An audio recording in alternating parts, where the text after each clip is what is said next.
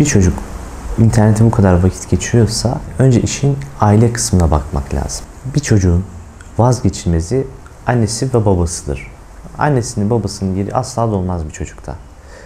Eğer bir çocuk annesinin babasının yanında vakit geçirmeyi başka bir ortama tercih ediyorsa işte burada demek ki aile ilişkileriyle alakalı bize bir takım sorunlar göze çarpıyor. Aslında vakit geçirmesi psikolojik etkilerin sonucunda meydana gelen bir şeydir. Yani bir çocuk annesi tarafından anlaşıldığını düşünmüyorsa, babası tarafından anlaşıldığını düşünmüyorsa, onların ilişkisi noktasında problemler yaşadığını gözlemliyorsa, çocuk kendini ifade edebileceği, beğenilebileceği, kendine ait hissedebileceği ortamlar arar. Çünkü bir çocuğu annesi yetiştirir, babası yetiştirir, bir de anne baba ilişkisi yetiştirir. Bu üç etkendir çocuğun psikolojisinin sağlam yetişmesine nokta. Eğer bu üç ilişkiden birinde sorun varsa çocuk bu tarz yerlere gitme ihtiyacı hisseder. Çünkü çocukların temelde hem aidiyet hissetme, hem huzur hissetme, hem de beğenilme ve başarılı olma ihtiyaçları vardır. Yani yapabiliyorum, başarılıdan kastım şu: yeterliyim, yapabiliyorum, beğeniliyorum gibi ihtiyaçları vardır.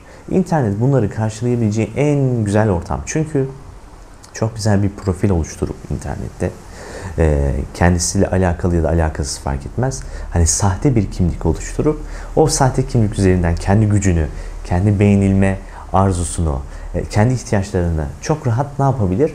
Tatmin eder. Bu da ne yapar aslında onu? İçsel bir yalnızlığa sürükler. Ne yapıyor bu sefer çocuk? Gerçek ortamdan soyutlanmaya başlıyor. Ve bir insanın en temel ihtiyacıdır sosyalleşmek. En temel ihtiyacından feragat etmiş oluyor. Ne oluyor bir süre sonra? Oradaki beğenilme arzusuyla, oradaki aidiyet ihtiyacıyla gerçek arkadaş ortamından soyuluyor. Orada yine bir arkadaş ortamı var ama yapay. Soyutlanıyor. Uykularını etkiliyor. Sonra yeme düzenini etkiliyor. Akademik başarısını etkiliyor. Bu sefer ne oluyor? Kullandığı dil de değişiyor. Kullandığı argümanlar, diller, sözcükler, bunlarda bir değişim oluyor. Bambaşka bir çocuk ortaya çıkıyor. Yani annesinin, babasının belki de kültürünü yansıtmadığı, bulunduğu ortamı yansıtmadığı, hiç alakası olmayan bir çocuk ortaya çıkıyor. Biz hani toplumsal iyileşmeden bahsediyoruz, değil mi? Toplumsal iyileşmek çok önemli diyoruz. Toplumsal iyileşmek için önce insanların bireysel olarak iyileşebilmesi, bireysel olarak varlığını sağlıklı bir şekilde ortaya koyabilmesi lazım. Bireysel anlamda sağlıksız, kendi varlığını ortaya koyamayan çocuklar otomatikman toplum sağlığını da etkilemiş oluyor. Sadece aile ilişkilerine zarar vermiyor. Bu işin özü bizim milli manevi duygularımıza da maalesef ki zarar vermiş oluyor. Biz bunun çocukların üzerinden denetimli bir şekilde gitmesini tavsiye ediyoruz. Sınırlı ve denetimli bir şekilde. Nasıl ki bir arabayı bir çocuğa vermezsiniz. Neden? Yani hata yapabilir, kaza yapabilir, onu sürecek ehliyeti yoktur. Aslında internet için de bir çocuklara ehliyet vermek lazım. Bu kripto paralar ya da sosyal medya uygulamaları ya da video oyunlar için muhakkak bir ehliyet oluşturmak gerekiyor. Ve bu kripto paralarda çocukların böyle bir becerisi olmaması gayet normal. O yüzden böyle bir beceri, hani kazanma, alma, verme yeteneği olabilir. Fakat yaşı yeterli değildir buna. Bundan kaynaklı, yaşın yeterli olmamasından kaynaklı kaybettiği zaman da vereceği tepkiler bir yetişkin kadar iradeli ve sağlıklı olmayabilir. Bir yetişkinin herhangi bir kripto vesaire para kaybettiğinde kendi canına kıyma oranıyla bir çocuğun kıyma oranı arasında dağlar kadar fark vardır. Yetişkinlerde daha azdır. Neden? Çünkü daha denetimli hareket edebilir.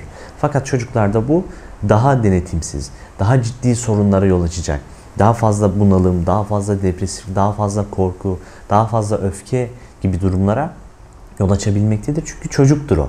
Karakter gelişiminde biz şöyle deriz %50 genetik, %50 çevresel faktörler deriz. Şimdi genetiğin etkisi hani %50 desek, çevresel faktörler şu çağda çok daha fazla etkin rol almaya başladı. Yani ortada çünkü internet üzerinden fenomen denilen bir kavram var. Fenomen olma, ünlü olma, işte para kazanma, hepsi oraya bağlanıyor aslında. Sen de yapabilirsin. Bak kimler milyonlar kazanıyor, kimler neler yapıyor falan. Gördüğü belki bir elin parmak sayısını geçmeyecek kadar kişinin kendisi de onlar gibi olabileceğini düşünüyor. Kişi sayısı kadar olabileceğini düşünüyor. 10 kişi, 20 kişi, hadi 100 kişi olsun. Ben de onlardan biri olabilirim diye bir fenomen algısı var. Bu da otomatikman çocukları onların yaptığı davranışlara benzer hareket edersem, onlar gibi olursam ben de ünlü olabilirim gibi düşünceler ortaya çıkartıyor.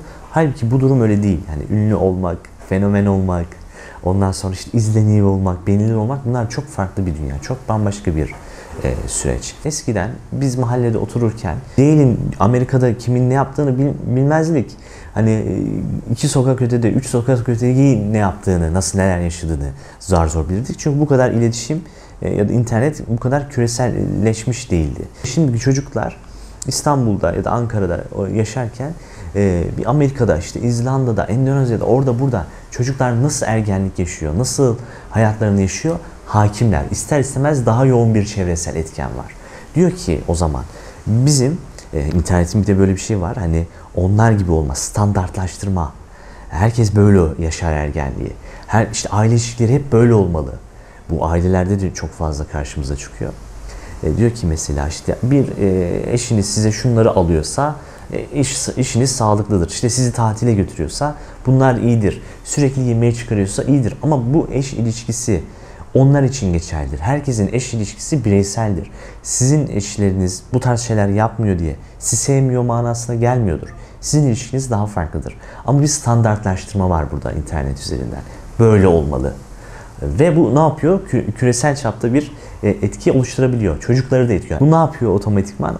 Onlara uyum sağladıkça, onlardan bir hissettikçe çocuklar bu sefer o küresel etkenlerin etkisiyle suça yönelebiliyorlar. Özellikle izledikleri, maruz kaldıkları diziler, filmler, programlar, o karakterine çevresel etken dediğim süreçlerden bahsediyorum. Bunun yanında çocuk sürekli böyle şeye maruz kalınca ne oluyor? Aile ilişkileri alakalı bir takım problemler ortaya çıkıyor. Bu sefer sürekli bir emir, komuta, benim dediğimi yapacaksın, oynamayacaksın internet. İşte anne babaların söylediği oynamayacaksın, benim dediğimi yapacaksın, benim dediğim saatte uyuyacaksın, benim isteklerimi yapacaksın diye sürekli bir baskı. Böyle baskılı bir ortamda yetişen çocuklar da kendilerini dış dünya ile kıyasladıklarında bu sefer bir ikilemde kalabiliyorlar. Ailem böyle diyor, dışarıdaki dünya böyle diyor. Benim neyi yapmam lazım? Dışarıdaki dünya daha eğlenceli. İnternet ortamı, oyun ortamı. O zaman ben oyun ortamını dinleyeyim diyor. Fakat şunu fark etmiyoruz ki çocuklar oyun ortamlarına kaçsalar da, dışarıya da kaçsalar da anne babalarından bir parça taşıyorlar oralarda da.